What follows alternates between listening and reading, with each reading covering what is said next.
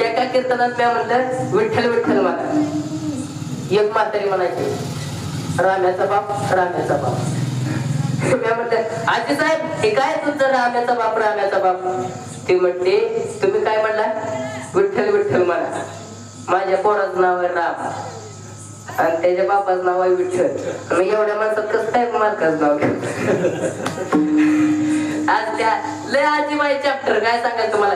एक आजीबाई इष्टीत बसली आणि तिथं रोज तिनं एक महिन्याचा पास काढला होता. तिथं रोज कंडक्टरला काजू बदाम खायला द्यायचे. कंडक्टर म्हणला आजीबाई मी तुम्हाला भावासारखा दिसतोय का कोणासारखा दिसतोय तुम्ही पोरासारखा दिसतोय का काय तुम्ही मला दररोज काजू बदाम खायला देता. ती म्हणजे कसं आहे माझं वय झाले 90. आता सगळी माझी दात पडलेली.